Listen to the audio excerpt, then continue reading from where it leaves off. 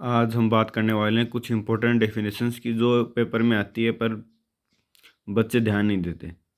अगर आपकी कोई क्वेश्चन आ रहा है पेपर बीएससी थर्ड ईयर में कि वलय समकारिता, ये आपको कहीं भी क्वेश्चन में अगर इनका नाम भी दिख जाए ना, मैं जो डेफिनेशन बताने वाला हूँ, तो ये डेफिनेशन लिख कर आ जाना।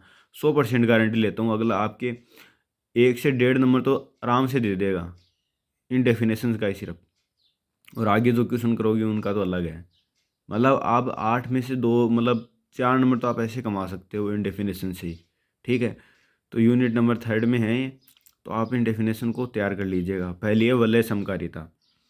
माना 2 वलय हैं आर और एस तथा प्रतिचित्रण एफ जो आर से एस में परिभाषित वलय समकारिता कहलाती है। यदि F A plus B, F A plus F B और F A into F B, F A into F B जो ए से बी में अवयव है आर का। ठीक है ना। और दूसरी डेफिनेशन है उपवलय की।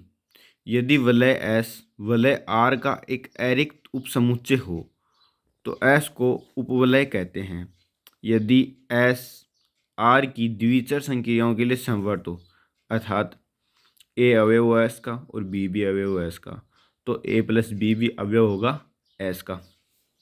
देखिए कि ए अवयव है एस का तो बी भी अवयव होगा एस का, तो हम कह सकते हैं कि ए इंटू बी भी अवयव होगा एस का।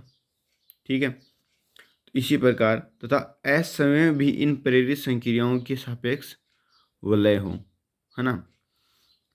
अब मैं आपको तीसरी डेफिनेशन बताने वाला हूँ उपक्षेत्र। किसी क्षेत्र एफ के एक अरिक्त उपसमुच्चय के को क्षेत्र एफ का उपक्षेत्र कहते हैं यदि के एफ की संक्रियाओं के लिए समवर्त हो। ये जो उपवलय और उपक्षेत्र ये सेम परिभाषा है, इसमें थोड़ा सा बस चेंजमेंट है।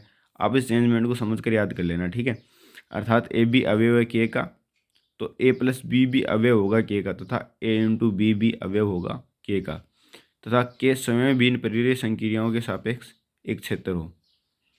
ये इसकी डेफिनेशन है। अब मैं चौथी डेफिनेशन की बात करने वाला हूँ विभाजन वलय। कम से कम 2 अवयवों वाला वलय आर एक विभाजन वलय कहलाता है यदि आर इकाई सहित वलय है और दूसरा है प्रत्येक शून्येतर अवयव गुणन की दृष्टि से प्रतिलोमी है। ठीक है, तो ये ज़्यादा बड़ी डेफिनेशंस नहीं है। और एक डेफिनेशन है लास्ट की, पूर्णांक के प्रांत।